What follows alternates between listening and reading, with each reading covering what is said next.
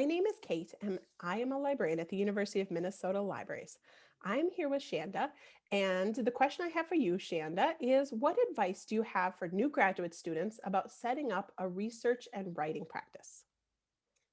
Hi, everyone. My name is Shanda Hunt. Thanks, Kate. I am the public health librarian and data curation specialist, and I serve the School of Public Health as their library liaison. And Kate has asked me to speak a little bit about writing and research and advice that I would have for new students. And one of the first things that I always recommend to new students is to familiarize yourself with a citation manager. This is a very critical piece of being a graduate student and being an organized graduate student. And so there are a number of free cloud-based citation managers that you have access to. And in the libraries, we have a pretty diverse group of librarians who can instruct you on how to use them, and there are tutorials, etc. But one of the reasons why I think this is so important is citation managers function to assist you with accurately setting up citations within text and then creating a bibliography at the end of your work or your assignment. And this can be for anything from a policy, a short 2-page policy brief that you're being asked to write, to a more extensive uh, policy meant to convince paper, to your master's thesis, to your dissertation, and especially when we start talking about those larger scale projects where you might have 50 to 200 citations. You're going to want to use a tool that helps you insert those in a very efficient and quick manner. And one of the things with citation managers, in addition to just functioning as useful in the creation of a bibliography, they also function as organizational tools for you as you are doing your research before you even begin the writing process. And that's another reason that I feel like it's so critical to start using them right away. So they can help you organize your PDFs and the citation the citations themselves. And so how they work is they kind of look like File Explorer on our computers, right? They're very intuitive. They're in a format that you are familiar with the look of it and how to use it. And you can organize yourself into separate folders based on assignments or folders based on pieces of a project that you're working on. And you can then also collect all your PDFs within your citation manager. It actually stores them on your hard drive. However, you access them through your citation manager so that they're all lumped together in a way that makes sense. And you can also use them to annotate. So as you are actually doing your research and collecting your information, you go into your citation manager, you click the file that you need, open the PDF, and you can highlight pieces of the PDF. You can create annotations to yourself. You can create an annotated bibliography. So you might even have an assignment in grad school that requires that you write an annotated bibliography. Well, if you take all your notes within your citation manager, all you have to do is export in the end an annotated bibliography for that. So it functions in a lot of different ways. So organizing when you write, as well as organizing the research process itself. I think they have become especially critical to students in this past year because even if we like to kick it old school and use paper, like myself, um, I'm working from home and I don't have a printer. And so now when I do my own research, I have to do everything online. And I have switched to relying on my citation manager in that way. So in this current environment where we're all working from home, and maybe some of us don't have access to some of the other resources that we would have normally, I'm able to kind of shift my workflow to include the citation manager as part of my research and writing process. So that's been really helpful. So it allows me to completely work online. And even if you don't need to, maybe you just want to make the shift to being more environmentally friendly and using less paper in your life, right? So a citation manager can help you do that. I will stress it's really important to, and I've said this, but it's important to start using a citation manager now. They are glitchy and they can malfunction on us sometimes. And it's important for you to realize from the beginning or start to learn from the beginning what is user error versus what is a glitch within the system so that you can troubleshoot it and manage that process better when you get to a large scale project like your master's thesis. So my next bit of advice, and it's much shorter than my first, is to make use of the Center for Writing at the University of Minnesota. I know there is this assumption that graduate students already know how to write the type of paper that they are supposed to write for their classes. And I'll use my own discipline as an example. So in public health, um, students are expected to write scientific research papers. And public health is so diverse, it's so interdisciplinary. And some students maybe came from um, highly theoretical and philosophical undergraduate degrees. Some maybe came from bench science degrees where they didn't even have to write papers. And so when you get to grad school and writing papers and writing assignments is a huge part of your expectations and how you're going to be communicating with others in the field, um, you may need some extra help, and there's nothing wrong with that. So the Center for Writing at the University of Minnesota has tons of student support services. They have um, face-to-face normally, but also online consultations one-on-one, and they can help you as you begin writing more professional papers. Okay, Kate. Great. Thank you so much. All right. My second question is, and it's kind of a two-parter, is what advice do you have for graduate students who are beginning to think about writing to sort of get published? We know published can mean lots of different things, but sort of thinking about getting published. And then I also wonder if you can talk a little bit about what it's like when you meet with graduate students as well. Okay.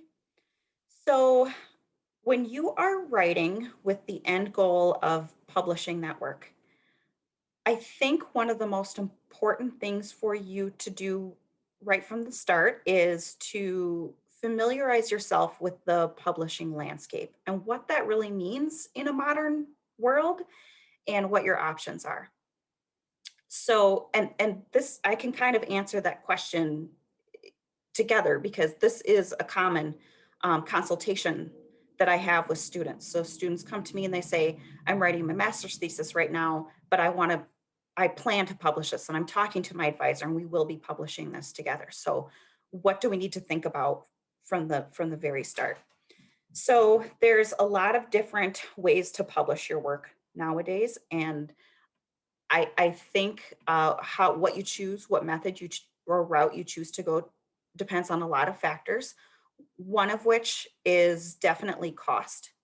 So the publishing path, I think that most folks are familiar with is probably what I would call a traditional publishing model, where you don't pay any fees and you publish in a traditional peer-reviewed journal.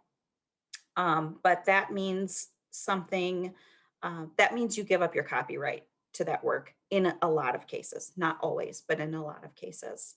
And so that means you can't take your paper and if you're really proud of it, you can't put it up on Facebook and have your friends and family read it. You can't put it on LinkedIn as a professional profile because the journal actually owns the rights to your work now. And they do have people looking for those things wandering out on the internet. They'll tell you to take it down. So that's kind of sad that you give up your rights to your work. There are options. You can negotiate your rights back. We have a copyright librarian who can talk to you about that. But there are other options as well. So some journals offer open access publishing, where either the journal itself is completely open access and anybody can access any of the works, or there are journals that are called hybrid, where they offer both models and you can choose. The barrier with open access publishing for a lot of folks is cost. So it can cost sometimes up to 2,000, 2,500, maybe even $3,000 to publish an article. They have a different financial model.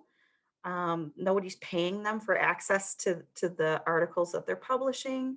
And so some of that cost is put forth by the authors. And so there may be options for you with your advisor. Your advisor might have some funds that they can help you with. Or there are other different uh, opportunities you can look for to help you fund that work. Sometimes students are given a discount. Sometimes we have an institutional discount, but that's another thing that you should be aware of. And then a much less traditional, but I think a good option for students is to consider putting your work into something like a repository. So at the University of Minnesota, we have something called the University Digital Conservancy. And that is published works by anybody who's affiliated with the U of M. The the reason that is probably used the least is because it's not going into a journal, right? So there's no easy discovery for that piece of work. There's no associated the only bibliometric associated that with that would be like your how many people downloaded it. You would be able to see something like that. So that's the only bibliometric, which that might matter to you depending on your end goals for yourself. Um, but that means it's fully open access. You maintain the rights to it. You maintain your copyright. You will have a persistent link to that work that you can share with anyone. And then, there still is, like I said, the opportunity to talk about how expansive the reach was based on the download and the number of clicks that people used. There's no peer review process though. And so I think that's part of the issue. A lot of people think about, well, is this a really quality piece of work if there was no peer review process? But there are ways around that as well. You and your advisor could work back and forth to do some sort of internal peer review, and then you could publish it up in the UDC, and then let people have access to it in any way, shape, or form. So cost, get used to the familiarize yourself with the different publishing options, think about your end goals, and another big piece to think about is who's your audience? Who do you need to reach? So if this is something that is kind of novel and you really need other researchers in your field to be able to access this work, you probably want to publish in a journal where others in your discipline know to go look for that information. But what if your audience is laypersons? Lay people don't have access to journal articles for the most part. And so maybe you would want to choose the UDC. So audience, cost, your own personal end goals, all of those things are really important as you're considering where to publish. And the reason you want to start thinking about this as early as you can, is because each journal has their own rules about what you're submitting and the format that your writing has to be in. For example, like I said, I come from the public health world, but a former research group that I was in, we submitted to a sociology journal. And right off the bat, they had huge issues with the way we had written it because we weren't sociologists. And it was not in a style that we were used to writing. And so we had to pull that back and we had to reformat and rewrite our entire paper based on how they expected it to be written, right? And then, of course, there's word counts and there's citation styles that they want you to use. There may even be a process they want you to submit a proposal for your paper before they'll accept it.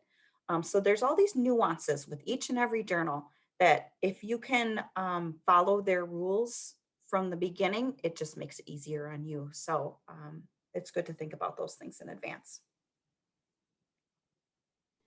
Great. Thanks so much, Shanda. And overall, Can you just again briefly tell us about when you meet with graduate students and what does it look like and what do you hope that they either have ready or not have ready or how does it look and feel?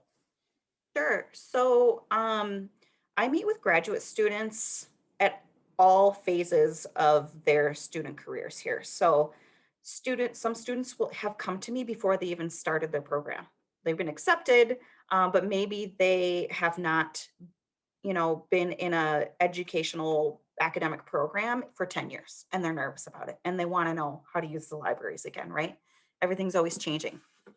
So, there's that type of student, and then there's that's there it's a huge spectrum. And then I'll have students who are at the very end, they've already written their master's thesis and now they go to publish it and they're running into problems and they come to me at that stage. So I really meet with students along that spectrum.